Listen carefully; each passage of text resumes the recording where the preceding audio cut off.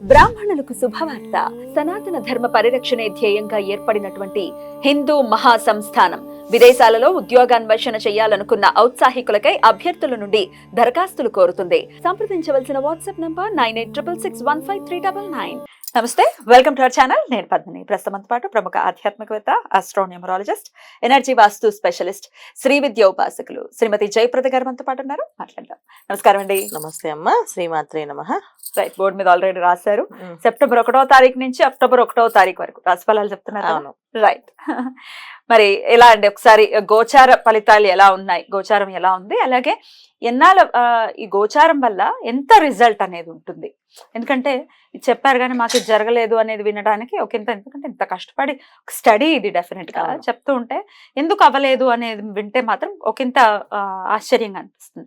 అసలు గోచార ఫలితాలు ఎంత రిజల్ట్స్ ఇస్తాయి, అసలు గోచారం ఎలా ఉంది? తప్పకుండా గోచార ఫలితాలు అనేది మనకి మన జాతకం ఉంటే 100% ఈ గోచార ఫలితం అనేది మనకి 10 నుంచి 15%. అంత తక్కువ. జాతకం లేని అంటే మాకు టైం అబౌట్ తెలియని వాళ్ళకి, సో ఈ పేరుతో 30 ఏళ్ళ నుంచి నడిపిస్తే ఆ పేరుకున్న అక్షరం నామాక్షరంతో ఈ రాశి అనుకునే వాళ్ళకి ఈ గోచార ఫలితం అనేది 40% పనిచేస్తుంది. ఎందుకంటే ఎప్పుడైతే పేరు ఎక్కువగా వాడుక మొదలవుతుందో ఆ పేరు రావడానికి కారణం ఏంటంటే ఏదో ఒక గ్రహం అనుగ్రహం ఉంటేనే వస్తాం. అసలు ప్రతి మనిషి భూమి మీదకి వచ్చాడంటే ఏంటంటే వాళ్ళకి ఏదో ఒక అనుగ్రహం, వాళ్ళు ఏదో చేయాల్సిన పనులు ఉన్నాయి. దానివల్లే మానవ జన్మ ఎత్తారు.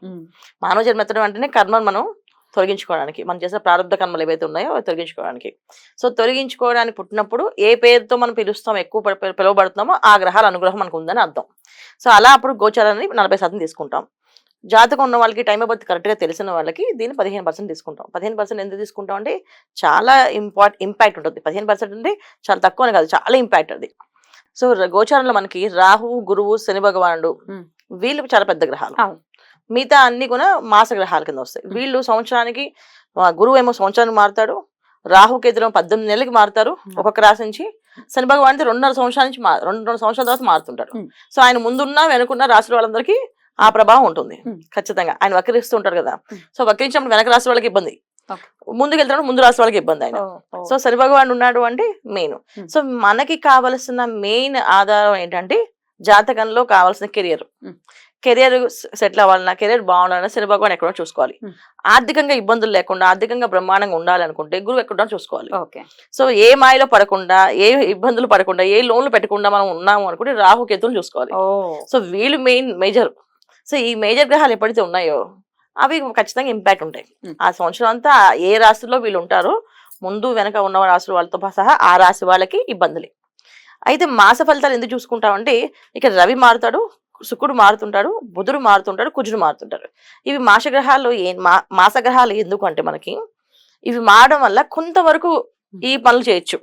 ఇప్పుడు మనం ఈ లోన్ పెట్టుకోవచ్చా పెట్టుకోకూడదా, ఈ లోన్ తీసుకోవాలా వద్దా, కొన్ని విషయాలు క్లారిటీ వస్తుంటాయి. ఆ విషయాల కోసం మనం ఏళ్ల తరబడి వెయిట్ చేయట్లేదు. ఈ గ్రహస్థితిని బట్టి కూడా చూసుకోవచ్చు. ప్రమోషన్ కావాలి, చూసుకోవాలి. అందుకని ఈ మాస గ్రహాలు అనేది మనం ఖచ్చితంగా చూసుకొని ఈ మాస ఫలితాలు ఎలా ఉన్నాయి చూసుకుంటాం. రైట్, ఒకసారి గోచారం ఎలా ఉందో ఒకసారి. సో గోచారంలో మీనంలో రాహు నాన్న, సో వృషభం రాశిలో గురువు, తర్వాత కన్యలో కేతువు, కుంభంలో శని భగవాన్ వక్రించి ఉన్నాడు. నవంబర్ దాకా ఉన్నాడు ఆయన వక్రించి.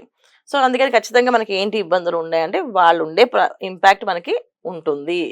ఏమేమి ఉంటాయి అంటే ఆర్థికంగా కొంచెం ఇబ్బందులు ఉంటాయి, బద్ధకం ఉంటుంది మనుషులందరికీ, చేయాలని పనులు చేయాలనిపించదు. ఎందుకంటే మీనంలో రాహు ఉన్నాడు కనుక ఖచ్చితంగా మనకి పూజల దగ్గర, తర్వాత నోములు చేయాలన్నా, దానాలు చేయాలన్నా బద్దకిస్తుంటాం. మిగతా విషయాన్ని యాక్టివ్. ఒక పార్టీ ఉందంటే రెడీ, మేము ముందే వచ్చేస్తాం అని చెప్తుంటారు. ఒక సినిమాకి వెళ్ళాలంటే ఫాస్ట్ గా ముందుకు వెళ్ళిపోతుంటారు. ఇవన్నీ జరుగుతుంటాయి. ఇవి మాత్రం అవ్వదు, ఎందుకంటే మీనంలో రాహు అనేది ఆపోజిట్. సో ఖచ్చితంగా ఇబ్బంది పడతాం. తర్వాత శని భగవాన్ వక్రించి ఉన్నారు కనుక చాలా వరకు పెండింగ్ కేసులు, కోర్టు వ్యవహారాలకు సంబంధించిన విషయాలు. మరి తులారాశి వారికి ఎలా ఉండబోతోందండి సెప్టెంబర్ మాసం? తప్పకుండా తులారాశి వారికి పాపం వాళ్ళ తులారాశి అధిపతి వెళ్ళి 10వ స్థానంలో ఉన్నారు కన్యలో. సో రవి బుధులు వచ్చేసి 10వ స్థానంలో, లాభస్థానంలో ఉన్నారు. తర్వాత కుజుడు 9th హౌస్ లో ఉన్నారు. అంటే ఏంటి, ఎప్పుడైతే లాభస్థానంలో వీళ్ళు రవి బుధులు కలిసి ఉన్నారో లాభకరమైన పనులు ఏమి ఉన్నాయంటే చిన్న చిన్న విషయాల్లో వీళ్ళకి కొంచెం కెరియర్ పరంగా కొన్ని ఇబ్బందులు లేకుండా ముందుకెళ్తారు, ఆర్థికంగా కొన్ని ఇబ్బందులు లేకుండా ముందుకెళ్ళగలుగుతారు. కాకపోతే ఇక్కడ 9th హౌస్ కుజుడు ఉన్నప్పుడు ఆస్తి నష్టము, తర్వాత తల్లిదండ్రులతో వచ్చిన వివాదాలు, తల్లిదండ్రులని ఊరికే ఒక కోప్పడ్డము, వాళ్ళ మీద వాళ్ళు ఏదో ఆస్తి రాలేదని ఎప్పటి నుంచి వాళ్ళు ఇస్తాను ఈ మాసం వీళ్ళు గట్టిగా కూర్చొని ఇస్తావా ఇవ్వను అని గొడవ పడుకోవడం. సో తండ్రి వీళ్ళని తప్పుగా అర్థం చేసుకోవడం, తల్లిదండ్రులు వీళ్ళకి పిల్లలకి మధ్యలో డిస్కషన్స్, అది కొంచెం చాలా ఇబ్బంది పెడుతుంది. అది జాగ్రత్తగా ఉండాలి. ఈ మాసంలో తల్లిదండ్రులు అసలు ఒక మాట అనకుండా కంట్రోల్ చేసుకోగలిగితే వీళ్ళు అదృష్టవంతులు. ఎందుకంటే తల్లిదండ్రులు శాపాలు తగలకూడదు ఎవరికైనా ఏదైనా సరే. ఎంత పోయినా తల్లి కానీ తండ్రి కానీ ఒక శాపం పెట్టారంటే అది జన్మజన్మలో ఉంటుందంట. అందుకే పొరపాటు కూడా తల్లిదండ్రులు, అందుకే మా పెద్దవాళ్ళు కొంచెం చిన్నప్పుడు కొన్నా ఏమైనా తిడితే కొన్నా ఒరే అని చెప్పి ఆయన ఒక దెబ్బ వేసి వదిలేసేవాళ్ళు. నోటితో గొప్ప తిట్టేవాళ్ళు కాదు, కొట్టేవాళ్ళు. కొడితే శరీరం అనుభవిస్తుంది, కానీ వాళ్ళు తిడితే ఆ మాటలు మనకి లైఫ్ లాంగ్ వీళ్ళకి శాపాలుగా మారుతాయి. అందుకే తల్లిదండ్రులని ఎదిరించడం కానీ తల్లిదండ్రులని నిందించడం కానీ చేయకూడదు. వీళ్ళు చేయకుండా ఉండగలగాలి ఈ మాసం వీళ్ళు జాగ్రత్తగా. లేకపోతే 9th house లో కూర్చోటి ఇబ్బంది పడతారు. ఇంకోటి ఏంటంటే లోన్స్ తీసుకోకుండా ఉండాలి ఈ మాసం వీళ్ళు. లోన్లు తీసుకుంటే అది మళ్ళీ తీర్చే అవకాశం చాలా కష్టం. ఎటువంటి లోన్స్ తీసుకోవద్దు? క్రెడిట్ కార్డ్ లోన్స్ కూడా. క్రెడిట్ కార్డు ఉంది కానీ వాడేసుకోవద్దు, క్రెడిట్ కార్డు కూడా వాడద్దు ఈ మాసం. అంటే ఉత్తగా చేయబదులు తీసుకుంటున్నామండి అంటే కూడా కుదరదు, అలా కూడా వద్దు అసలు. అంటే ఈ మాసంలో వీళ్ళు ఒక 5 రూపాయలు తీసుకున్నా అది జన్మకి ఇవ్వలేరు వాళ్ళకి 5 రూపాయలు. అలాంటి పరిస్థితి ఈ 9th house ఉన్న కుజుడు ఇబ్బంది పెడతారు కనుక ఖచ్చితంగా డబ్బులు జోలికి వెళ్ళొద్దు. డబ్బులు తీసుకోవడం కానీ డబ్బులు ఇవ్వడం కానీ, ఇప్పుడు డబ్బులు ఇచ్చామనుకోండి కృష్ణార్పణ చెప్పి వదిలేయడమే. ఒక డబ్బులు ఇవ్వాల్సి వచ్చింది, ఇచ్చాము కృష్ణార్పణ అని చెప్పడమే, అంటే అది కృష్ణుడికి చెందింది, ఇంకా మనకు రాదు అది. సో భగవంతుడు ఇచ్చాను కానీ అది మనకు పుణ్యం కింద మారుతుంది తప్ప మనకి తిరిగి రావు. సో డబ్బులు ఇవ్వడం కానీ డబ్బులు తీసుకోవడం కానీ ఈ పనులు ఈ మాసంలో వీళ్ళు చేయకూడదు తులారాశి వాళ్ళు.